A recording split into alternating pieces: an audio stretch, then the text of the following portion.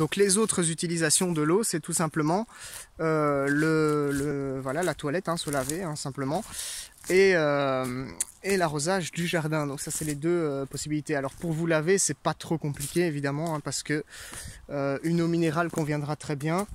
Une eau de lac de préférence sera filtrée pour être claire. C'est important, hein, parce que voilà, si vous voulez vous laver, c'est pas avec de la boue que vous allez le faire, hein, c'est évident. Et le mieux, c'est quand même d'éviter qu'il y ait faire en sorte à ce qu'il y ait un minimum de bactéries quand même dans l'eau avec laquelle vous lavez, parce que parfois elle peut atterrir dans votre bouche d'une manière ou d'une autre, et ça peut provoquer les mêmes problèmes que si vous la buvez, tout simplement. Donc voilà, pour vous laver, c'est pas trop compliqué. Et l'eau de pluie est très intéressante pour se laver, de toute évidence, puisque c'est de l'eau claire, c'est de l'eau propre, c'est de l'eau pure, et donc elle ne posera aucun problème. Alors moi je pense, là je rentre dans la réflexion personnelle, mais moi je pense que la meilleure eau que vous pouvez utiliser pour vous laver, ça va être l'eau de source quand même. L'eau de source ou l'eau d'un puits. Donc si vous êtes en autonomie, vous trouvez le moyen de raccorder cette eau à votre douche, hein. Évidemment, on parlera de ça plus tard. Ici, je vous détaille vraiment dans le gros les sujets sur l'eau. Donc pour moi, l'eau de pluie, pas l'eau de pluie, hein, l'eau de pluie. L'eau du puits ou l'eau de la source, c'est une eau minérale par définition, et c'est une eau qui va vous donner une peau en bien meilleure santé si vous vous lavez avec. Voilà. Donc moi, je vous conseille d'utiliser cette méthode si vous en avez la possibilité. Donc voilà, mais sinon pour le reste, ce point-là est assez court, puisque c'est à la limite le plus facile, la plus simple des utilisations de l'eau. Il y a encore un autre truc comme tout à l'heure. Oui, je fais toujours les vidéos le même jour, hein, pour l'instant, parce que je suis emballé. Donc ça veut dire que vous, il y a déjà 3 semaines de passé, mais moi c'est toujours le même jour. Et il y a encore ce truc de chasseur, c'est très chiant. Voilà, bref, je vais tous les ramasser parce que ça pollue. Voilà. Donc sur le sujet de se laver, ça j'en ai parlé. Maintenant on va rentrer un petit peu plus dans du concret avec l'arrosage du jardin. Parce que évidemment, l'arrosage du jardin, vous pouvez vous dire, ben voilà, on peut arroser son jardin avec n'importe quoi, hein, une eau de source, une eau de pluie, on s'en fout qu'il y ait des bactéries. En fait, c'est pas tout à fait exact, puisque vos plantes, c'est quand même un écosystème qui doit se développer et être en bonne santé aussi. Et donc, l'eau que vous allez utiliser pour l'arrosage de votre jardin, en fait, elle est très importante, contrairement à ce qu'on peut croire. Par exemple, arroser votre jardin avec l'eau du robinet. C'est vrai que j'ai pas parlé dans ma vidéo de l'eau du robinet, puisque pour moi, être autonome, c'est pas utiliser l'eau du robinet par définition. Mais je veux dire, quand vous êtes au début de votre phase de transition vers l'autonomie, vous utilisez certainement encore l'eau du robinet. Moi, je ne vous conseille pas d'utiliser cette eau pour boire, en tout cas. Pour revenir au point de la vidéo précédente, je ne vous conseille pas d'utiliser cette eau pour boire, parce que cette eau-là contient du chlore, qui est relativement toxique. Alors bien sûr, il est présent dans l'eau à très faible dose.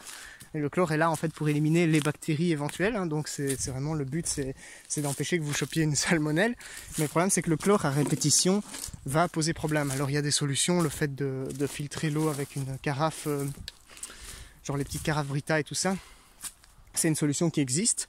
Mais voilà, ce sera toujours mieux d'en trouver des meilleures. Et si vous avez besoin de consommer de l'eau, enfin voilà, les gens qui aiment consommer de l'eau, en général achètent de l'eau minérale en bouteille. C'est encore le mieux quand vous n'êtes pas autonome. Voilà, donc je ferme la parenthèse sur la consommation d'eau, parce qu'on en a déjà parlé dans une précédente vidéo. Mais en gros pour l'arrosage de votre jardin, ce sera pareil en fait, hein, puisque l'eau que vous allez utiliser pour arroser votre jardin, elle est très importante. Si vous utilisez de l'eau du robinet pour arroser votre jardin, le chlore pourrait avoir des effets néfastes sur vos plantes. Donc moi pour l'instant, en fait, je vais vous dire très honnêtement, j'utilise l'eau du robinet pour arroser mon jardin, parce que j'ai pas encore d'autres solutions. Et ça doit être un des points qui font que mes plantes sont pas à 100% en bonne santé. Parce qu'on peut avoir des plantes en bien meilleure santé si on utilise de l'eau minérale ou de l'eau de pluie directement qui a été du coup distillée, déminéralisée. Donc les minéraux sont pas un problème, hein, pour les plantes, au contraire, hein. Mais par contre le chlore pourrait être toxique, même pas seulement pour les plantes, mais surtout pour les bactéries du sol qui dégradent les matières organiques et vous créez votre sol vivant. En fait, les plantes, concrètement, elles résisteront au chlore, mais les bactéries du sol, beaucoup moins. Et donc, ça empêchera une partie des transformations de se faire, et peut-être que votre fumier, enfin votre sol, comme il est là, peut-être qu'il va se dégrader beaucoup moins facilement si vous arrosez avec l'eau du robinet, et que ça va prendre beaucoup plus de temps. Voilà. Donc sur le sujet de l'arrosage, je ferai peut-être une vidéo beaucoup plus détaillée, parce que je me rends compte à quel point en fait le sujet de l'eau est très vaste, hein, puisque j'ai déjà fait là 3 vidéos. Donc sur le sujet de l'arrosage du jardin, en tout cas, on va détailler ça dans une vidéo un petit peu plus complète, un petit peu plus complexe, où je vous montrerai un petit peu certaines choses, etc. Et où je pourrai me renseigner aussi un peu plus sur les meilleures méthodes, tout simplement. Donc là, je vais m'arrêter là pour le sujet de l'eau, puisqu'on a parlé à peu près de tous les points. Et voilà, c'était très vague comme discussion, puisqu'on a vraiment vu en détail, enfin on n'a pas vu en détail justement, on a vu en gros tous les points essentiels qui concernent l'eau, l'autonomie en eau.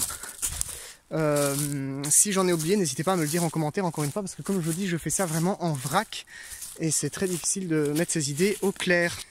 Donc je vais m'arrêter là pour l'eau, parce que l'air de rien, si vous débutez un projet en autonomie, l'eau ce ne sera pas votre première préoccupation, puisque en réalité dans notre société on a, enfin, en tout cas chez nous dans nos régions, enfin dans la région où je vis, parce qu'il y a des endroits dans le monde où c'est pas le cas, dans la région où je vis on a accès assez facilement à l'eau potable, que ce soit en bouteille ou au robinet si vous avez un système de filtre pour enlever le chlore.